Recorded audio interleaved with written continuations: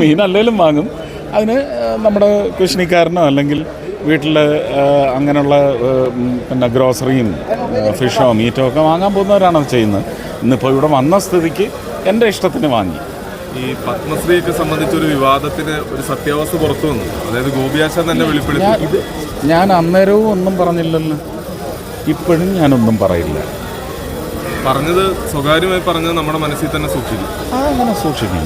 അതുകൊണ്ടാണ് അതിപ്പം എനിക്ക് തോന്നുന്നു ഇനിയിപ്പം ഗോപിയാശാൻ കാണിച്ച മര്യാദ ശ്രീ രാജ്മോഹൻ ഉണ്ണിത്താൻ കാണിക്കുമോ എന്ന് എനിക്കറിയത്തില്ല, ആ മാന്യത.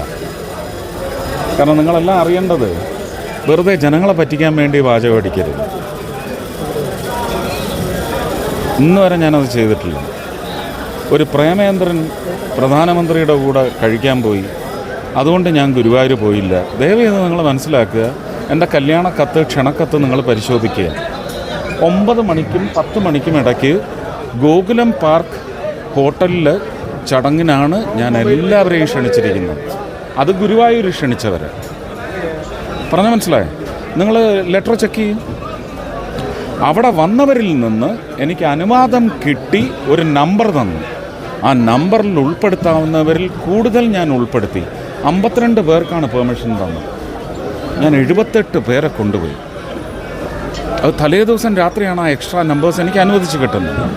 അല്ലാതെ ഞാൻ ഗുരുവായൂർ അമ്പലത്തിലേക്ക് കുടുംബക്കാരെ, ഇമ്മീഡിയറ്റ് ബ്ലഡ് റിലേറ്റീവ്സ്, അല്ലാതെ ആരെയും ഞാൻ ക്ഷണിച്ചിട്ടില്ല. അത് ഗുരുവായൂർ അമ്പലത്തിലെത്തണം കേട്ടോ എന്ന് പറഞ്ഞത് അങ്ങനെ ഒരു കഷ്ടിച്ചൊരു 20-25 കുടുംബങ്ങളോടാണ്. ചെക്കൻ്റെ കുടുംബക്കാരെ ചോദിച്ചാൽ 5 പേര് അവരും അല്ലാതൊരു 15 പേരും ആണ് ഞാൻ ആവശ്യപ്പെട്ടത്.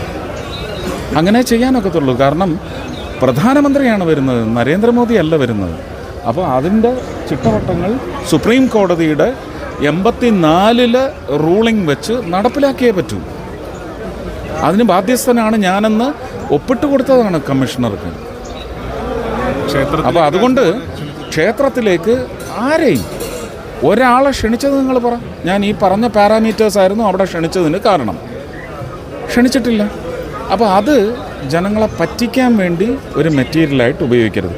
ഇത് ഇത്രയും കാലം ഞാൻ പറഞ്ഞില്ലല്ലോ.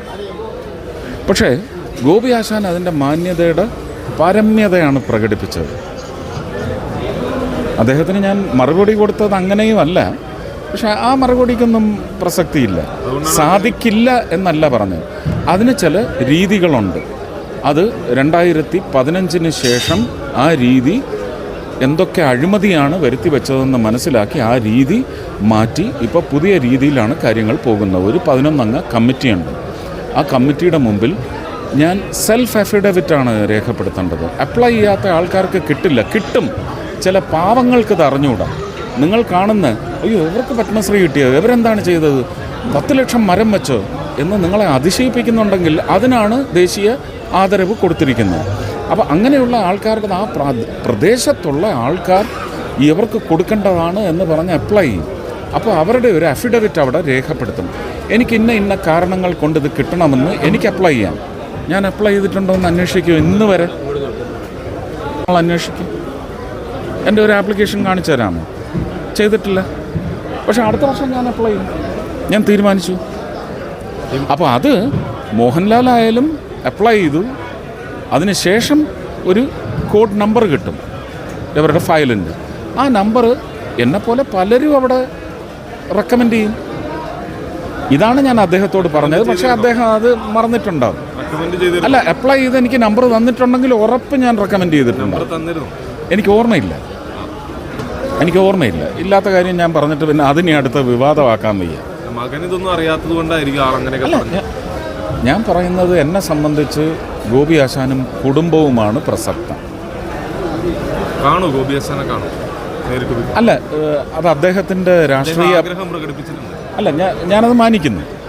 സന്തോഷവുമായി അദ്ദേഹം തന്നെ അത് പറഞ്ഞത്. പക്ഷേ ഞാൻ മനസ്സിലാക്കുന്നു അദ്ദേഹത്തിൻ്റെ രാഷ്ട്രീയ ബാധ്യത. അത് ഹനിക്കാൻ ഞാൻ തയ്യാറല്ല. ആരുടെയും രാഷ്ട്രീയ ബാധ്യത ഞാൻ ഹനിക്കില്ല. ഇപ്പോൾ കരുണാകരൻ സാറിൻ്റെ ബന്ധുവിൻ്റെ വീട്ടിൽ ഭക്ഷണം കഴിക്കാൻ പോയത് വിളിച്ചിട്ട് തന്നെയാണ് പോയത്. അവരതിന് തയ്യാറാണെന്ന് അറിയിച്ചിട്ട് തന്നെയാണ് പോയത്. ഞാൻ ആരെയും വിളിച്ച് വന്നോട്ടെ എന്ന് ചോദിച്ചിട്ടില്ല. ഞാനത് ചോദിച്ചത് 2019 ഞാൻ തൃശ്ശൂർ വന്ന് നിൽക്കുന്നത് കൊണ്ട് ലീഡറുടെ ഭാര്യയുടെ കല്യാണിക്കുട്ടി അമ്മയുടെയും ഒരു റോസാപ്പൂ വെച്ചോട്ടെ എന്ന് ചോദിച്ചു. പറ്റില്ല എന്ന് പറഞ്ഞതിന് ശേഷം ഞാൻ അങ്ങനെ ആരോടും ആവശ്യങ്ങൾ മുന്നോട്ട് വെച്ചിട്ടില്ല. എനിക്കത് അവഹേളനമായിട്ട് ഞാൻ ഒരിക്കലും എനിക്ക് തോന്നിയിട്ടില്ല. പക്ഷേ ഒരു വിഷമമായിട്ട് തോന്നും. ആ വിഷമം തിന്ന് ജീവിക്കാൻ ഞാൻ തയ്യാറല്ല. അതുകൊണ്ട് താങ്ക് യു.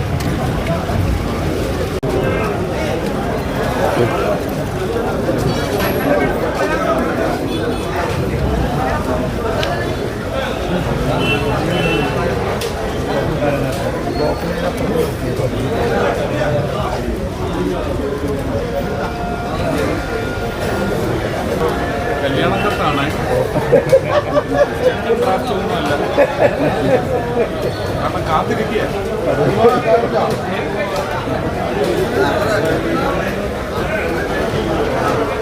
കവർണാകത്ത് വേറൊന്നുമില്ല.